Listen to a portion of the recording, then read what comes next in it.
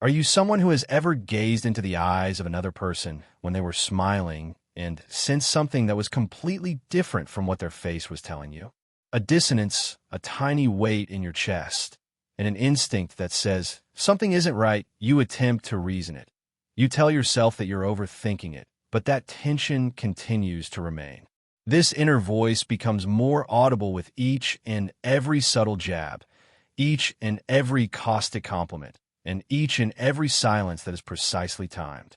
In addition, even though they may claim to be your friend, even if they are standing next to you, eating meals with you, and laughing with you, there's a part of you that is aware that they do not wish you well.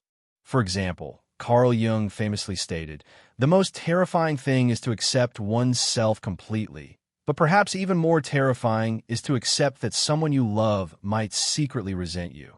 This means that beneath polite words and performative support, there may be jealousy, bitterness, and animosity that is hidden even from themselves. According to Jung, the shadow is the part of oneself that is unconscious and contains all that we deny, repudiate, and repress. However, the shadow does not remain concealed. It seeps out. It emerges through gestures, sarcasm, backhanded compliments, and silence that conveys more than words ever could. Additionally, when a person has not completed the necessary inner work to confront their own shadow, they tend to project it onto other people, particularly those who bring to light the vulnerabilities that they are hesitant to confront. It is not because you're incorrect that you become the target. Rather, it is because you shine, as a result of the fact that your presence brings to memory all that they have hidden. Your happiness is the cause of their suffering, and your success is a reflection of their perceived failure. However, they refuse to acknowledge it or call it by its name. "I'm just joking," they will say to you after making a scathing comment. When they remark, "Must be nice," they will smile as you share a win that you have worked very hard to achieve. That being said, the body does not lie, and neither does the energy. And if you pay close attention, not to what they say, but to your own intuition, you will be able to sense it, the icy coldness that is behind the loving embrace, the tense atmosphere that lies behind the applause, and the darkness that is standing behind a mask. The tragedy of silent resentment stems from the fact that it conceals itself in plain sight. When a person is physically closer to you, it becomes more difficult to see them. The best-case scenario is what you want to believe, and you want to give them the benefit of the doubt. You want to preserve the image that you have constructed of them, the memories that you have enjoyed together, and the love that you have experienced. However, the soul is aware of it. The body becomes more rigid in response to betrayal long before the intellect is willing to acknowledge it. So you find yourself living in a hazy state in which nothing is obviously wrong, but at the same time, nothing feels quite right. It is not your imagination that is causing this emotional dissonance. Rather, it is your wisdom that is attempting to communicate with you. Jung was aware of the fact that the unconscious mind plays a significant part in the formation of behavior, particularly even when we are not aware of its existence. In his writing, he stated, "Until you make the unconscious conscious, it will direct your life, and you'll call it fate." This encompasses the latent feelings of envy, insecurity, and resentment that people carry with them throughout their lives. It manifests itself in their inability to applaud you, their subtle dismissals of your feelings, and their quiet withdrawal whenever you shine because of your accomplishments. At times, it is not malicious. More often than not, it is unconscious. They have no idea that they are engaging in such behavior. However, the fact that it was not done intentionally does not indicate that it is not genuine. There is no guarantee that they are not going to hurt you, even if they don't intend to. Now, what should you do when someone who is close to you harbors a secret grudge against you? There is no need to face them with charges. Rather, you should confront yourself with the reality. You start by paying attention to the things that you have been attempting to ignore. You are acknowledging the discomfort, the pattern, and the anguish. You make it possible for yourself to stop pretending because the process of healing does not begin with conflict, but rather with clarity, and authenticity is necessary for clarity. The kind of honesty that at first causes pain, but in the long run frees one from that pain. When you slow down enough, you will be able to recognize the following signs: irony that hurts rather than entertains, silence during your moments of triumph, support that vanishes when you require it the most, gossip that reaches you through unexpected channels, competition that masquerades as conversation, and advice that always leaves you more confused than confident. The worst aspect about it all? They make you feel insane, too sensitive, and too dramatic when you try to name it. They make you feel crazy. Although you're reading into what they say, you're actually reading the truth. You are finally reading the truth. The reason for this is that a person who genuinely loves you would never leave you feeling like you're not important. There is no one who will subtly undermine your efforts if they are supporting you in spirit. When someone celebrates your soul, they will not contribute to your uncertainties, deplete your vitality, or vanish into the darkness of your existence. Rather than focusing on perfection, the focus should be on presence. Genuine love does not recoil in response to your happiness. Rather, it moves in tandem with you. In contrast to your light, it shines alongside you rather than competing with it. However, if someone has not yet acknowledged and accepted their own shadow, they will not be able to make room for yours. What they will do is make fun of your recovery rather than celebrate it. Your development will be minimized by them rather than admired by them. Your truth will be distorted by them rather than being honored by them. Mostly due to the fact that every step you take toward completeness is a reflection of the steps they haven't yet dared to take. And rather than confronting that, they will instinctively try to draw you back into their comfort zone, where your light does not threaten them and where your truth does not awaken theirs. When you come to terms with the fact that someone you trusted is not safe, it is a difficult reality to acknowledge that there is a silent opposition hiding behind the familiar voice and shared memories. It is not a form of punishment. Rather, it is a gateway. Through this process, you are led inward to the aspects of yourself that continue to yearn for approval, that continue to be afraid of being abandoned, and that continue to cling to previous ties out of guilt or nostalgia. Additionally, Jung's teachings provide not just explanation, but also transformation in this regard. Because the instant you recognize what is true, you recover the power that you rightfully own. The discomfort is no longer something you dance around. Stop attempting to mend something that was never meant to be healed by you. For the sake of protecting their reputation, you cease betraying yourself. You make an effort to safeguard your own sanity. Your intuition starts to take precedence over their justifications by this point. Rather than focusing on their performance, you start to respect the wisdom of your body. This is the beginning of your liberation, not from them, but for you. No more from them. Due to the fact that when you finally believe, you stop questioning what you know and instead focus on what you feel. When you stop questioning what you already know, you begin to walk in alignment, which means you walk in a quiet, resolute, and apologize-free manner. As soon as you start walking in alignment, everything that is untrue starts to disappear. This is not because you are being punished. Rather, it is because truth is more powerful than illusion. That person, the one who used to stay just close enough to critique you, gently love you conditionally, and support you performatively, suddenly detects the shift and they don't like it. The reason for this is not that you have committed an offense, but rather that you have stopped performing your duties. You have ceased being the person who is calm, the person who is pleasant, and the one who has accepted their projections without raising any objections. Your lack of silence is no longer beneficial to them. And the moment your stillness is broken, they will experience discomfort. It is at this point that their shadow becomes more audible. You might observe that the sarcasm becomes more pointed, the smiles become more rigid, and the talks get awkwardly competitive. They minimize your aspirations. They call your happiness into question. They offer guidance that causes you to question your own judgment, and all of this is done in a manner that is shrouded in concern. As they sow doubt in your mind, they claim, "I just want what's best for you," but they are misleading you.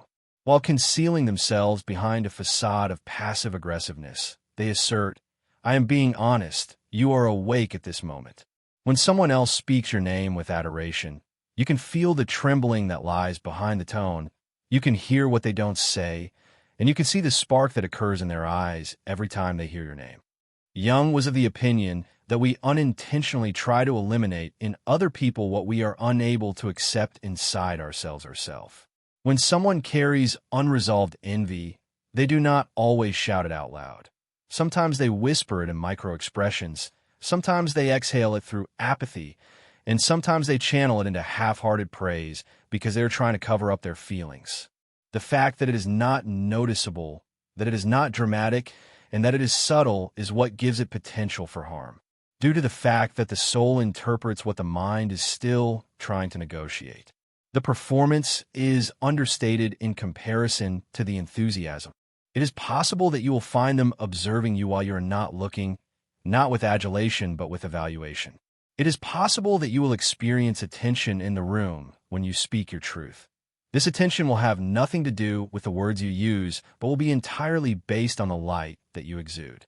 It is possible that you will start to observe that when you are at your most vibrant, they are at their most reserved, that your victories are followed by their silence, that your vulnerability is greeted with deflection, and that your joy is tolerated rather than appreciated. Furthermore, you are not imagining it at all. Your nervous system is monitoring your safety and alerting you to any dangers. However, you should not rush to confront them. The conflict that is most important is the one that is taking place entirely within you. Ask yourself, why did I do nothing about this for such a long time? I don't understand why I rationalized away the problem. I don't see why I let a quiet betrayal to pass for loyalty. And you'll find the answer, because a portion of you was still learning how to trust yourself, because the child that was still inside of you was still attempting to maintain calm, because your past taught you that connection was more important than authenticity. You are now more knowledgeable, and this knowledge enables you to improve your actions. This improvement is not achieved through vengeance or hatred, but rather through reorientation. As soon as you start to center yourself, not as the sun in the orbit of another person, but rather as the sovereign entity in your own, you will cease trying to win their approval. Suddenly, you stop explaining your decisions. It is not out of hatred that you cease bringing them into settings where their presence interrupts your tranquility. Rather, it is out of concern for your own healing. That is because the things that you no longer tolerate reveal more about your level of self-love than the things that you continue to entertain. They taught you that every individual we come into contact with is a mirror. A handful of them, the ones that are extremely uncommon, mirror our growth edge, which is the point beyond which we have never gone. Some of them reflect our brilliance, while others reflect our wounds. These individuals present us with a challenge, not because they are superior to us, but rather because their resistance demonstrates how far we have progressed. Suddenly, that friend who used to feel so near and so familiar feels like a stranger to me. You're the one who changed, not because they became different. You developed and progressed. And they remain in the place where comfort lives and shadows are allowed to exist without being confronted. You shouldn't be hard on yourself for outgrowing other individuals. You shouldn't be more upset by the hidden identity than you are at the disclosure. For the reason that revealing the genuine nature of a person is not the same thing as betrayal. Rather, it is clarity. The act of continuing to fake, of continuing to name it friendship when your soul calls it fair, and of continuing to pour energy into a connection that is predicated on emotional performance would be the act of betrayal being committed. As a result, you start to pull away, not with anger, but with a sense of discernment. Suddenly, you stop sharing your dreams with them. Suddenly, you stop inquiring about their stance. You refrain from allowing their energy to find its way into your sacred sanctuary. First, they will become aware of it. They might behave in a confusing manner, and they might accuse you of changing. It is possible that they will transfer their misery onto you. Allow them to do so. There is no one that you owe a performance of the version of yourself that you were in the past. Truth is something you owe to yourself, even if it deprives you of connection, and especially if it deprives you of tranquility. For the reason that the individual who harbors a deep-seated animosity toward you will never be able to love you in your most complete form. Always remember that they will require you to be a bit less brilliant, a little quieter, and a little smaller. It is your ability to confine them that determines their level of comfort, and their perception of control is determined by your emotional acquiescence. In addition, as soon as you stop bending, they will reveal their true nature to you. Just believe them. It was brought to your attention that the shadow, when it is not integrated, reigns from the shadows. When it is confronted, accepted, and taken ownership of, however, it transforms into a gateway to liberation. Some individuals will make the decision to confront it, while others will continue to project it. However, you are no longer eligible to serve as the screen for a movie that is being directed by someone else. You are currently crafting your own narrative, and in this new script, your boundaries are already established and cannot be questioned. Your happiness is not a danger, and no one is going to be negatively affected by it. You start to embody a quiet confidence, not the sort that is loud and desperate and attempts to dominate, but the kind that is rooted and simply is. It is no longer necessary for you to provide an explanation in rooms that demand your apology. No longer do you have to sacrifice your sensitivity in order to survive. You no longer lower yourself in order to protect egos that are unwilling to progress. Moreover, this change, this inner anchoring, turns out to be the most potent form of protection you have ever experienced. Simply because you no longer need to wait for to alter, you must first alter the room by removing the need for them to be present in it. As soon as you no longer require their presence in the room, you start to become aware of how long you have been carrying their energy within your own. You begin to become aware of the ways in which their voice had occupied a space in your mind, the ways in which their subtle disapproval had influenced your decisions, and the ways in which their withholding had taught you to question your own value. The realization that you have spent a significant portion of your life unwittingly attempting to earn love from someone who has only delivered it in fragments is a life-changing experience. However, this is not about assigning guilt. Rather, it is about becoming aware. It's about seeing things clearly, because when you see things clearly, you stop waiting, you stop performing, and you stop offering the most holy parts of yourself to someone who is unable to receive them. When you reclaim your energy, you draw it back from every instance in which you apologize for your success, every time you limited your light in order to shield their insecurities, and every situation in which you felt guilty for outgrowing what they were afraid to expand into.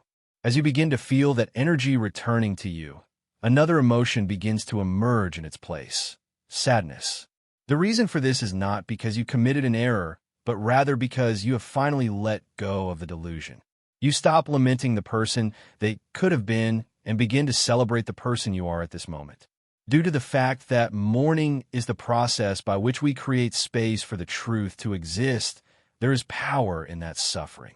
After the truth has become a part of you, you will no longer be concerned about losing things that are false.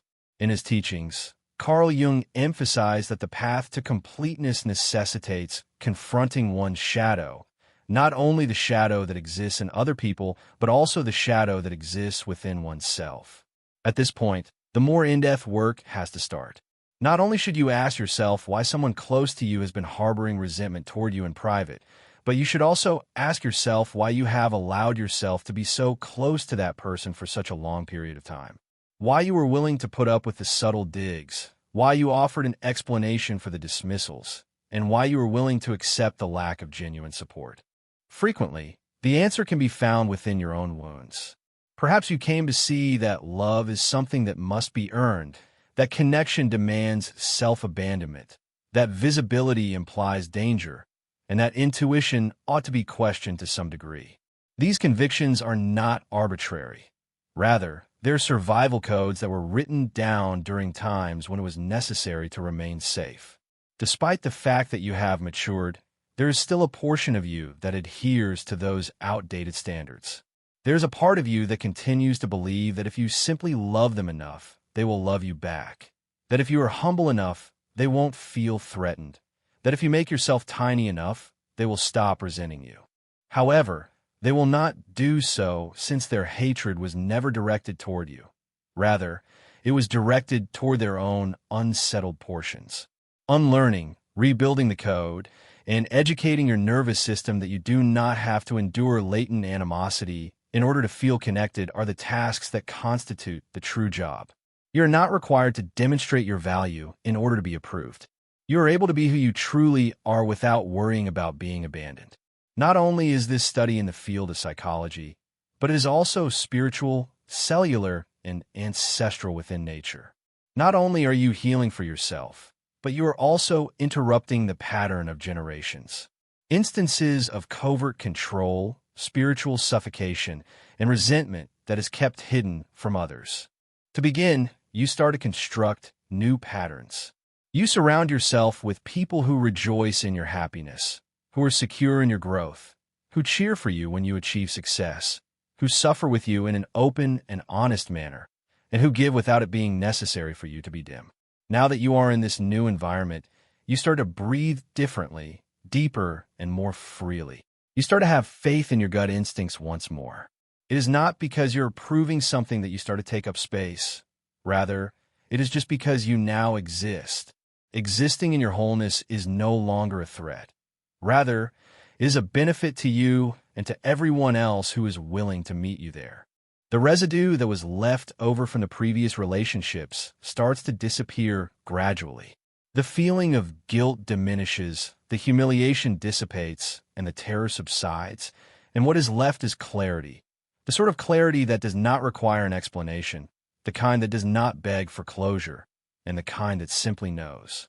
Some individuals were never intended to remain in your life, not because they were undesirable, but rather because their part in your narrative had been finished. Because they accomplished what they set out to do, you are now free. Free to create from the depths of your soul, free to love without restrictions, and free to be seen in its whole. As for the feeling of emptiness that comes along with this freedom, it is true that when you have been characterized by dysfunction, tranquility can feel foreign to you. Being honest can feel like a challenge when you've been surrounded by people who are passively aggressive. It can be an odd experience to be treated with respect when you have been conditioned to tolerate subtle maltreatment. But you must proceed. Continue to opt for completeness. Continue to select the truth. Persist in selecting you. Jung was of the opinion that every single act of genuine self-expression was an act of integrating it with the spiritual realm. Owning all aspect of who we are, the messy, the beautiful, and the flawed, is the path to achieving completeness. Completion does not need other people to be deficient. Rather, it encourages other people to excel. And in the event that they are unable to, you bless them from afar. Because you don't need animosity to create separation. You choose to express gratitude to them for the lessons they have taught you, and then gracefully let them go. The only thing you require is the truth, and the fact is that you are deserving of being loved completely, not covertly loathed. Therefore, you should let them go. Allow their quiet to speak for itself. The absence of their presence should expose what they were attempting to conceal. Permit their energy to leave your field without using force or making a big deal about it, and then bring your attention back to what is truly important: your journey, your tranquility, and your purpose. Since the more energy you are able to reclaim, the more room you will have available to live in. The purpose of this life, this one sacred, strange, and wonderful life, is not to be wasted by attempting to decipher the resentment of another particular person. This is a life that should be lived with courage, radiance, and without remorse. In addition, when you eventually start living, truly living, not from defense, not from trauma, not from people-pleasing, but from honesty, you will become aware of the subtle shift that has taken place in your entire environment. The tone of your voice becomes more steady, and your body becomes more gentle. When you stop checking how your truth would land in the insecurity of another person, you stop checking. The dread of being misunderstood causes you to cease practicing discussions with other people. You stop putting your happiness through the lens of another person's comfort zone, and all of a sudden, life starts to meet you at your own frequency, rather than the one you were pretending to be at. However, about the one that you have finally recalled, you should not be astonished if your newly discovered freedom brings back old energies. When the person who used to call themselves your closest friend starts to distance themselves from you, when they label your self-assurance as arrogance, when they twist your boundaries into selfishness, and when they say you've changed with a tone that says, "How dare you?" It's possible that a portion of you is still yearning to be comprehended. It is possible that a portion of you feels the need to justify your development, but you do not owe anyone an explanation for your progression. The healed version of you does not need to provide an explanation for why she does not accept crumbs anymore. She simply does not accept them anymore. Carl Jung was fond of reminding us that the most traumatic experiences in life are frequently the ones that bring about the most profound changes. He concluded by saying, "There is no coming to consciousness without pain." And here, in this state of emotional clarity, you see the cost of your previous unconsciousness. The opportunities you passed up because you had doubts about yourself, the relationships you tolerated because you feared being alone, and the aspirations you put off because you preferred harmony over honesty. Instead of passing judgment on that version of yourself, you express gratitude to her. She made it through, and now you're making a decision that goes beyond survival. You are choosing the truth. In spite of the fact that it is lonely, particularly when it is lonely. The reason you will experience loneliness is not because you're unlovable. Rather, it is because genuine love is uncommon. The majority of individuals are not willing to meet themselves, much alone another person, at the level of deep presence. This is not because you are too much. Rather, it is because your presence is so profound. To remain connected without exercising control, to celebrate another without feeling envious, and to be in the light of another without experiencing a sense of being endangered requires courage. The level of bravery and self-awareness that you possess is not something that is typically seen. On the other hand, do not condescend to the usual. Rather, elevate and wait for the uncommon. Because eventually, the rare ones will show up.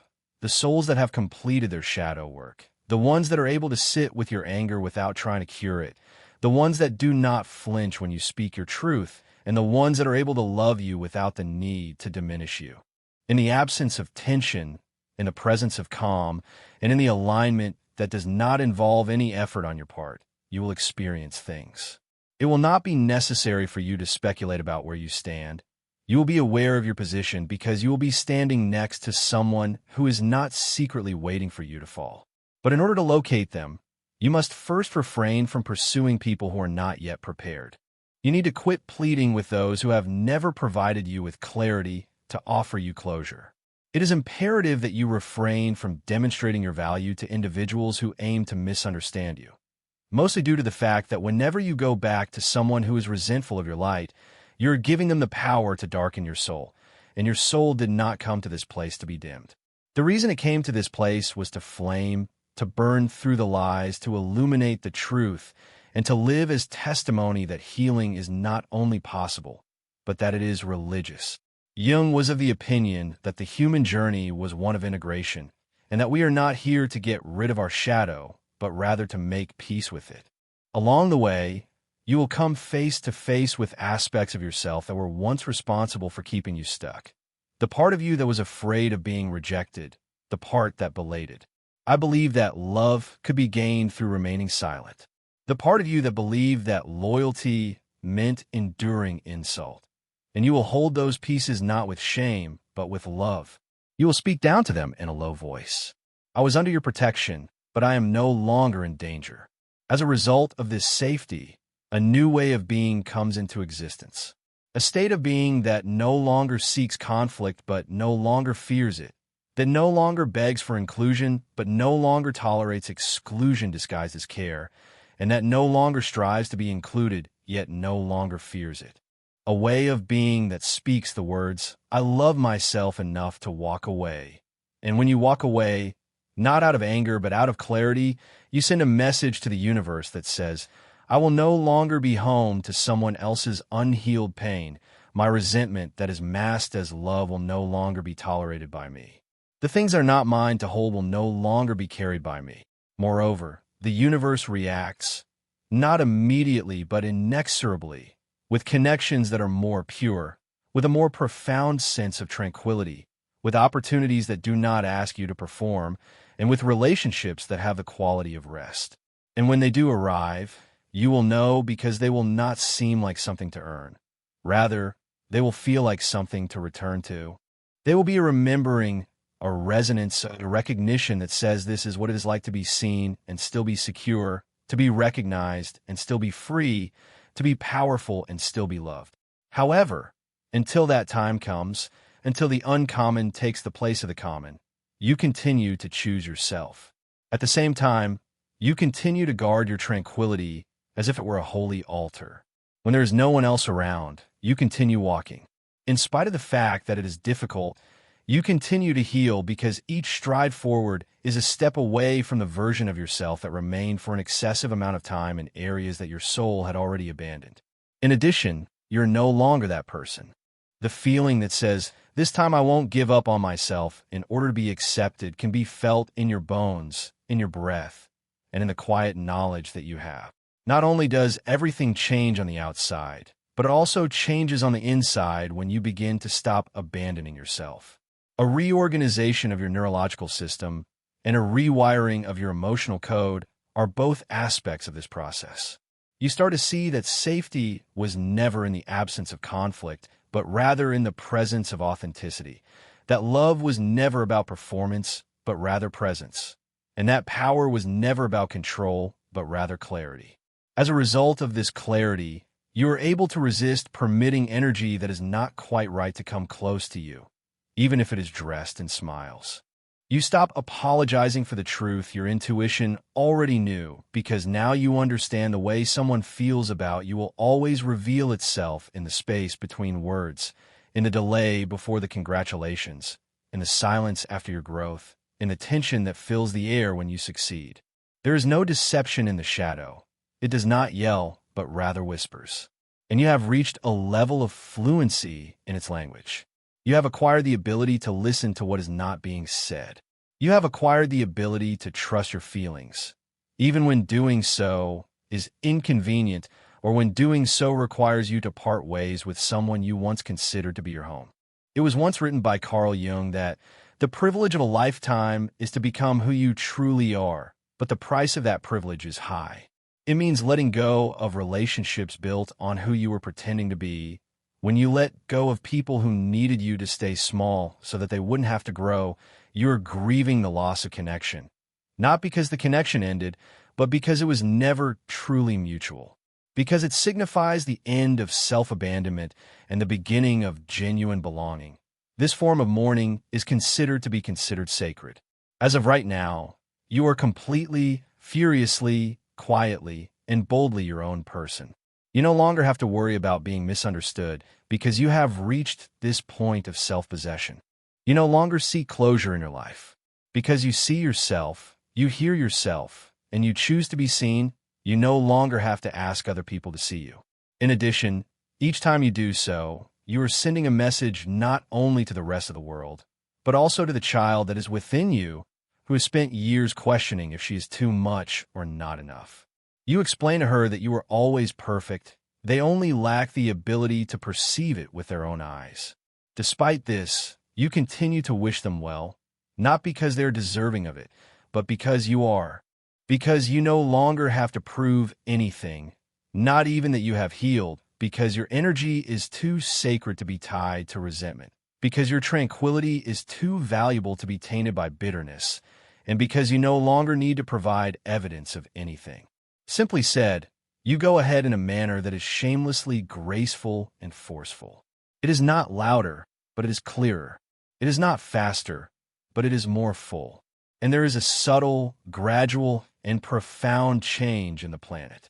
Because of this, you start to attract relationships that are a reflection of your completeness, circumstances that respect your boundaries, and opportunities that seem like they are in alignment with your soul. Resonance is what's happening here. It's not luck. Rather than being a magnet for trauma, you are now a manifestation of the truth. You're no longer available to fight the silent battle that other people bring into the room with their unresolved wounds when you're no longer at war with yourself. This is because you're no longer at war with yourself. You now have a different perspective on yourself. The slower you speak, the more attentive you listen. Your words are few, but the impact of what you say is significant. Your presence is no longer a request.